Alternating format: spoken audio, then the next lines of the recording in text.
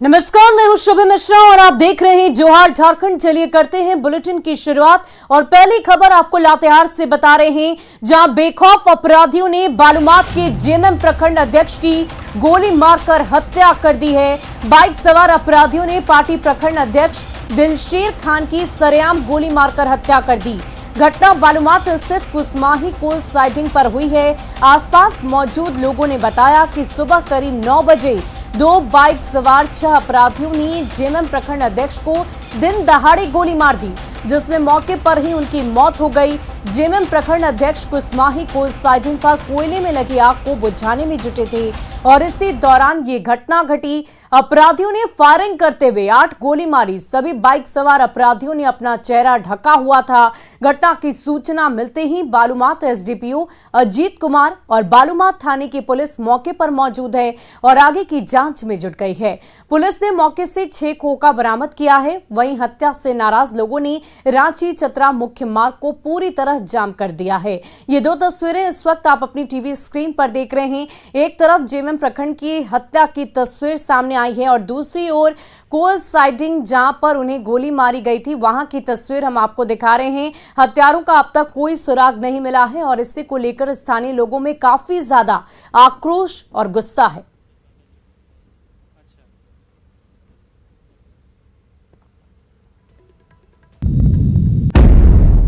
और हत्या पर गंभीर सवाल भी उठ रहे हैं कि बेखौफ अपराधियों पर आखिर कब लगाम लगेगी। इस तरह से लगातार आपराधिक घटनाएं घट रही हैं।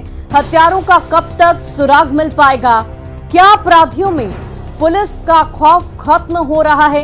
इस तरह से लगातार घटनाएं घट रही है और पुलिस हाथ पर हाथ धरे बैठी हुई है। और इस वक्त हमारे संवाददाता संजय भारती हमारे साथ फोन लाइन पर जुड़ चुके हैं।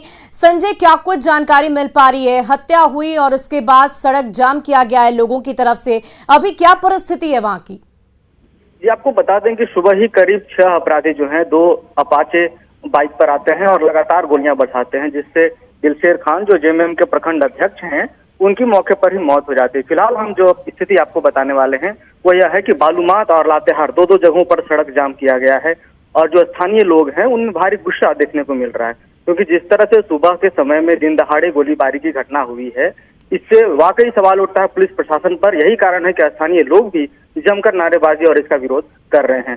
फिलहाल शव का पोस्टमार्टम किया जा रहा है और जो एसपी अंजनी अंजन है लातेहार के, वो भी अस्पताल परिसर में मौजूद हैं और पुलिस ने छानबीन सुबह से ही शुरू कर दी है, मगर अभी तक कहें तो कोई ठोस कार्रवाई देखने को नहीं मिल रही है।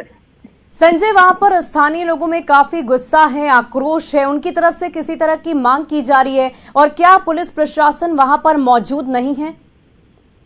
स्थानीय लोगों के द्वारा जो मांग की जा रही है वो जो बड़े नेता हैं या जो बड़े मंत्री हैं या कहें कि हेमंत सोरेन की सरकार है, उनसे कोई स्पष्ट जवाब की मांग कर रहे हैं और यही कारण है कि 2 जगहों पर सड़क जाम किया गया है और जो चतरा रांची मुख्य मार्ग है वो पूरी तरह से अभी बाधित है। साथ ही लातेहार और रांची का जो मार्ग है उसे भी जो स्थानीय लोगों ने है वो जाम कर रखा है। फिलहाल देखिए कि अभी जांच जारी है और पुलिस अभी भी किसी निष्कर्ष पर नहीं निकली है। देखते हैं आगे क्या होता है। बहुत बहुत शुक्रिया हमारे साथ जुड़ने के लिए, तमाम जानकारी के लिए। तो इस वक्त पुलिस की तरफ से पूरी कोशिश की जा रही है कि जल्द से जल्द अपराधियों को ढूंढा जाए। और चलिए अब बढ़ते हैं अगली खबर की ओर। जमशेदपुर की मैक्सीजोन कंपनी 25,000 लोगों से लगभग 150 करोड़ रुपए लेकर फरार हो गई। दरअसल कंपनी लोगों से पैसा इन्वेस्ट करने के नाम पर पैसे जमा करा लिए और फिर बाद में पैसे लेकर फरार हो गई। पीड़ितों ने थाने में इसकी शिकायत दर्ज की है और जल्द ही कार्रवाई की मांग कर रहे हैं। पुलिस की कोशिश है कि कंपनी के भूषण सिंह और प्रियंका सिंह को भारत छोड़कर विदेश जाने से गिरफ्तार कर लिया जाए। वहीं ठगी के शिकार लोग अपने अपने तरीके से आरोपियों का पता लगा रहे हैं।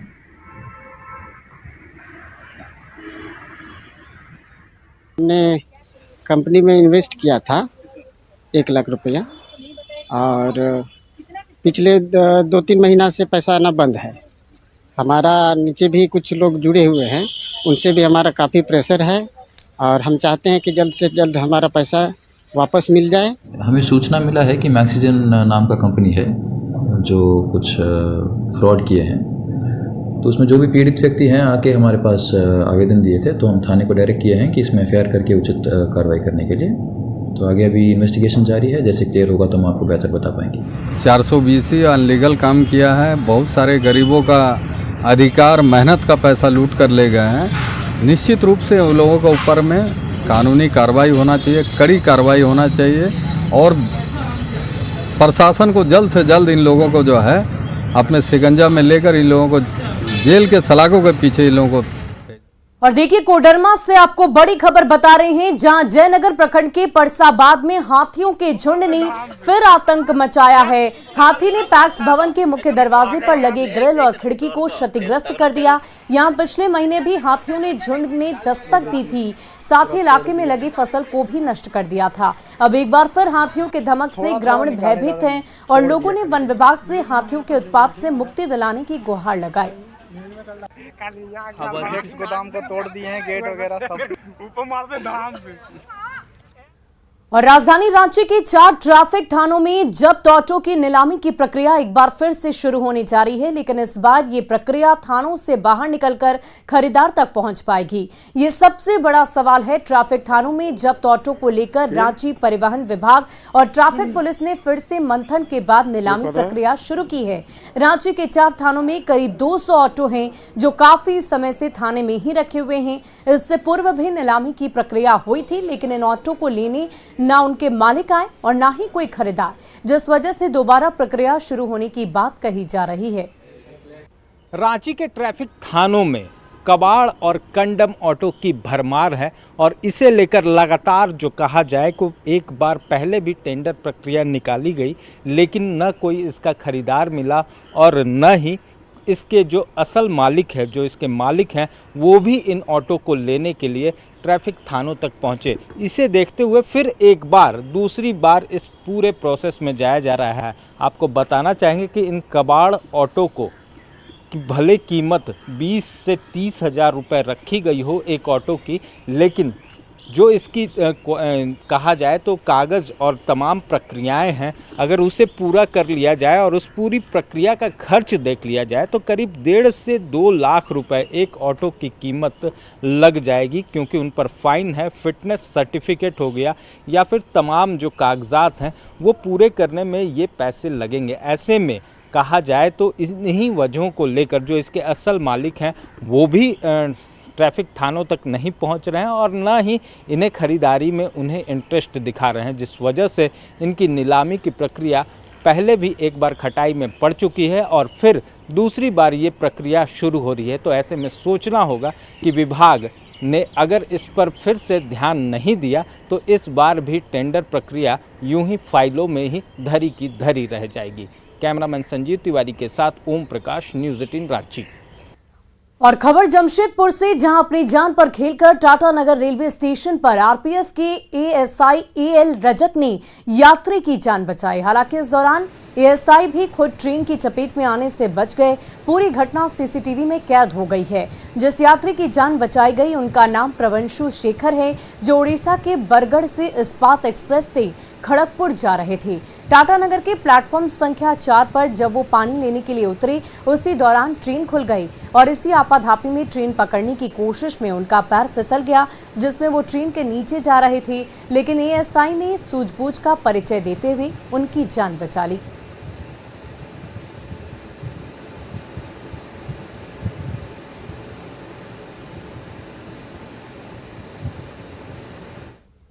और झारखंड में कोरोना एक बार फिर चौथी लहर डरा रहा है। राज्य में पिछले 72 घंटे में कोरोना संक्रमित 2 मरीजों की मौत हो गई है। इनमें गिरिडीह में एक मरीज की मौत कोरोना से हो गई, जबकि इससे पहले धनबाद में भी कोरोना संक्रमित ने इलाज के दौरान अपनी जान गंवाई थी। इधर कोरोना के फैलते संक्रमण के बीच राजधानी में मास्क को लेकर फिलहाल कोई जागरूकता नजर नहीं आ रही। सवाल यह है कि क्या संक्रमण जब हजारों की संख्या में फैल जाएगा तब हम जागरूक होंगे? राजधानी के मेन रोड का जायजा लिया न्यूज़ 18 संवाददाता संजय कुमार सिन्हा ने। राजधानी रांची समेत राज्य भर में कोरोना का संक्रमण एक बार फिर अपना सर उठाने लगा है। पिछले 72 घंटों के अंदर कोरोना से 2 लोगों की मौत हो चुकी है। एक मौत गिरिडीह में हुई है, जबकि दूसरी मौत धनबाद में हुई है। और आप देख सकते हैं कि हम इस समय मौजूद हैं राजधानी रांची के मेन रोड में, और आपको यहाँ पर जो डेली मार्केट में जो सुबह सुबह बाजार लगा है, इस बाजार में शायद ही कोई ऐसा चेहरा होगा जिसके आप देख जहाँ किसी चेहरे ने मास्क लगाया हो। भैया एक मिनट, आपको जानकारी है कि कोरोना एक बार फिर फैल रहा है? रखे हैं सर, है ना? रखे सर। तो एक बार पहन लिया, पॉकेट से निकाल के चेहरे पर लगा लेंगे तो शायद फायदा होगा। तो आप देख रहे हैं कि शायद अब मास्क की जगह जो है चेहरे के बजाय जेब में आ चुकी है। और यहाँ पर देख रहे हैं कि यहाँ पर लोग अब ज्यादातर चेहरे, कोई भी चेहरा आप देख लीजिए, इक्का दुक्का छोड़कर आपको मास्क नजर नहीं आता। क्या अब लगता है कि अखबार में पढ़ रहे हैं, टीवी पर देख रहे हैं लगातार कि अब जो है कोरोना फिर से फैल रहा है? हाँ, फैल तो रहा, सुन रहे है ना? जी। तो क्या लगता है कि मास्क भी लगाया जाए चेहरे पर? हाँ, लगाया जाए, लगाते भी है। हाँ, तो लगा लिया जाए। हाँ, लगा लेंगे, अभी नहीं है। बाबू, जानकारी है कि अब धीरे धीरे कोरोना फिर से फैल रहा है? ना जानकारी। तो देख रहे हैं कि ये हर दिन जो है रोजगार ढूंढने के लिए निकलने वाले लोग हैं। ज़्यादातर लोग ये मानते हैं कि कोरोना जो है अब धीरे धीरे फैल रहा है, लेकिन मास्क चेहरे पर नहीं है, मास्क घर में है। और यहाँ पर कई लोग, जहाँ भी आप देख रहे हैं मास्क आपको शायद ही कहीं इक्का दुक्का चेहरे छोड़कर नजर आएगा। आपको जानकारी है कि आप धीरे धीरे कोरोना जो है फैल रहा है? तो देख रहे हैं कि लोग सवाल सुनते ही भाग खड़े होते हैं। और यहाँ पर जहाँ तक आपकी नज़र जाएगी शायद कहीं भी आपको मास्क नज़र नहीं आएगा। चेहरे पर इक्का दुक्का लोग जरूर यहाँ पर कैमरे को देखने के बाद लगाते हैं मास्क। सवाल यह है कि पिछले आपको 24 घंटे में कोरोना के जो है नए 5 मामले, एक्टिव मामले सामने आए हैं। राज्य भर में अब एक्टिव मामलों की संख्या बढ़कर 22 हो गई है। शहर आराम फरमा रहा है ये सोचकर कि कोरोना अब उसे परेशान नहीं करेगा, लेकिन कोरोना फिर धीरे धीरे जाग रहा है। कैमरामैन संजीव तिवारी के साथ संजय कुमार सिन्हा, न्यूज़ 18 रांची।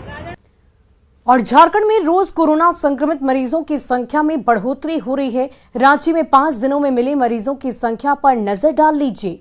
17 अप्रैल को 2 संक्रमित मरीज पाए गए, 18 अप्रैल को 3 संक्रमित मरीज पाए गए, 19 अप्रैल की अगर हम बात करें तो 19 अप्रैल को भी 3 संक्रमित पाए गए, 20 अप्रैल को 4 और 21 को 7, यानी कि लगातार इस संख्या में बढ़ोतरी ही होती नजर आ रही है। आप ग्राफिक्स के माध्यम से समझ सकते हैं कि इस प्रकार 17 से लेकर 21 अप्रैल तक की संख्या हमने आपको बताई है 2, 3, 3, 4 और 7, यानी कि लगातार कोरोना का ग्राफ बढ़ता ही नजर आ रहा है। और झारखंड में अप्रैल में ही मई जैसी गर्मी का एहसास हो रहा है। कभी सुहानी मौसम के लिए देश भर में विख्यात रांची में अब तेज धूप झुलसा रही है। पारा 37 डिग्री के पार पहुंच चुका है, जो सामान्य से 5 डिग्री अधिक है। गर्मी की वजह से बाजारों में भी सन्नाटा पसरा है। वहीं न्यूनतम तापमान बढ़ने से गर्मी अधिक सता रही चल रहे हैं ना। हाँ, 1 मिनट रुक जाइए आप। झारखंड में मार्च में ही गर्मी का एहसास होने लगा है। आप देख सकते हैं तस्वीरों में, ये महिला कर्मी है जो दिहाड़ी मजदूर का काम करती है और अपने सर पर कपड़ा ढक करके काम करने के लिए जा रही हैं। आप कहाँ जा रही हैं? गोलचक्कर, धुरवा वाला गोलचक्कर। तो गर्मी लग रहा है, बहुत गर्मी है। ऐसा गर्मी आपने कभी देखा है? नहीं, आगे जाके क्या होगा पता नहीं, अभी तो बहुत गर्मी है। आगे जाके क्या होगा इसका पता नहीं, लेकिन इतना तो तय है कि मार्च में रांची में गर्मी का एहसास होने लगा है। मेरे साथ और भी कर्मी हैं। आप कहाँ जा रही हैं? जहाँ जा रहे थे गोलचक्कर। तो कपड़ा, बहुत कपड़ा तो लेट के काम कर रहे हैं। आप कहाँ जा रही हैं? हम भी वही जा रहे हैं, गोलचक्कर। पारा 37 डिग्री पार कर चुका है और मौसम विज्ञान विभाग ने येलो अलर्ट जारी किया है। आप देख सकते हैं कि सड़क सुनसान है और हमारे साथ एक और हैं जो प्रत्येक दिन काम करते हैं और अपनी मेहनत से मजदूरी कर जाते हैं। इनसे सीधे बात करेंगे। कहाँ जा रहे हैं चाचा? शहीद मैदान। गर्मी बहुत है, बच के रहिए। क्या कीजिएगा, मजबूरी के नाम महात्मा गांधी होता है। 37 डिग्री तापमान हो गया है रांची का। इससे पहले कभी गर्मी देखा आपने क्या? हाँ, देखे। रांची में इस तरह से गर्मी कभी देखे हैं? इस तरह तो हमने देखे हैं, लेकिन गर्मी हम यहाँ से, हम पटना से आए थे तो इस समय हम पटना में ही हम गर्मी देखे थे। इससे पहले गर्मी का एहसास तो नहीं हुआ है, ऐसा कहना है यहाँ के स्थानीय लोगों को। आप देख सकते हैं सड़क बिल्कुल सूनी है। आप देख सकते हैं कि सड़क पर जो यात्री हैं और जिस तरह से वाहनों का आवागमन कम है, निश्चित तौर पर दिन चढ़ते के साथ ही इस और कमी होगी। रांची से निरंजन। और झारखंड हाईकोर्ट ने उरांव जनजाति की बेटियों को लेकर एक ऐतिहासिक फैसला सुनाया है। कोर्ट ने उरांव जनजाति में बेटियों को भी बेटों के समान पैतृक संपत्ति में हक देने का फैसला दिया है। प्रार्थी प्रभा मिंज की याचिका पर झारखंड हाईकोर्ट में सुनवाई हुई थी। इसमें कोर्ट ने फैसला सुनाते हुए निचली अदालत के फैसले को निरस्त कर दिया। प्रार्थी प्रभा मिंज ने निचली अदालत में पैतृक संपत्ति में हिस्से को लेकर याचिका दायर की थी, लेकिन निचली अदालत ने यह कहते हुए याचिका खारिज कर दी थी कि कस्टमरी लॉ में उरांव जनजाति की बेटियों को पैतृक संपत्ति में हिस्से का प्रावधान नहीं है, जिसके बाद प्रार्थी ने हाईकोर्ट का दरवाजा खटखटाया था। उरांव जनजाति का जो कस्टम है वो एस्टैब्लिश नहीं हुआ है और इसी के लिए उसी के आधार पर जो महिलाओं को जो संपत्ति पर अधिकार से वंचित किया जाता था उसको वो गलत है। वो कस्टम जो है जिसके आधार पर वंचित किया जाता था वो साबित नहीं हुआ है। वहीं झारखंड के ट्राइबल ट्रेडिशनल फैशन को अब पूरे देश में पसंद किया जा रहा है। जनजातियों के ट्रेडिशनल पहनावे को एक मॉडर्न और स्टाइलिश लुक दिया जा रहा है, जिससे लोग खूब पसंद कर रहे हैं।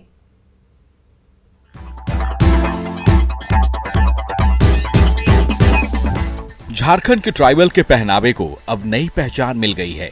जोहार ग्राम के नाम से शुरू की गई इस कोशिश में प्रदेश के 32 जनजातियों के ट्रेडिशनल पहनावे को एक मॉडर्न और स्टाइलिश लुक देकर दुनिया के सामने उतारा गया है।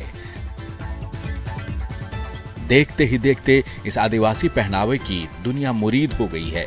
महेंद्र सिंह धोनी और मुख्यमंत्री हेमंत सोरेन भी इससे अछूते नहीं रहे और यहाँ के नए फैशन को ट्राई कर रहे हैं। इंडिजिनस हैंडलूम किस्म के इस कपड़े से मेंस वियर और महिलाओं के कपड़े भी बनाए जा रहे हैं। इन बातों को ध्यान रखना पड़ता है कि थोड़े हैंडलूम कपड़े हैंडलूम वाले का थोड़ा सा मतलब संभाल के काटना होता है और उसे बनाने के लिए भी थोड़ा संभालना होता है। और दूसरी बात यह है कि इसमें हमारा शॉल आता है, शॉल है, साड़ी है, इसमें हम बनाते हैं। इसमें थोड़ा सा हमारा वेस्टेज भी ज़्यादा जाता है। ये बाहर के कपड़े से और अलग है। झारखंडी कपड़े हैं, मोटे होते हैं, कलर वगैरह में इसमें काफ़ी कलर भी नहीं होते हैं, ठीक है। तो इसमें हम लोग को इसी में डिज़ाइनर कपड़े होते हैं, डिज़ाइनर बनाना पड़ता है। तो इसमें सिलाई का बहुत बारीकी से ध्यान देना पड़ता है। तो इसके लिए हम लोग को नीडल थ्रेड ये सब काफ़ी देखकर लगाना मतलब यूज करना पड़ता है। जोहार ग्राम के तहत लातेहार, सिमडेगा, खुंटी और गोड्डा से करीब 40 बुनकर इससे जुड़े हुए हैं।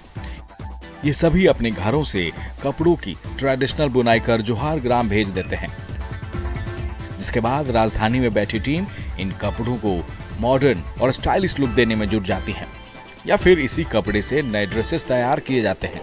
इन ड्रेसेस की कीमतों की रेंज 1500 से 7500 के बीच है।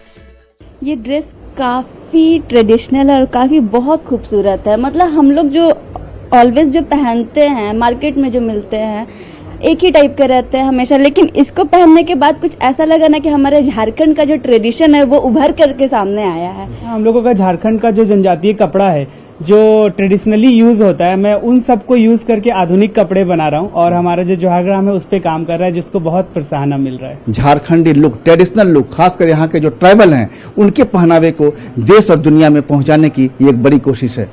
कैमरामैन अमित के साथ संजय कुमार सिन्हा, न्यूज़ 18 रांची।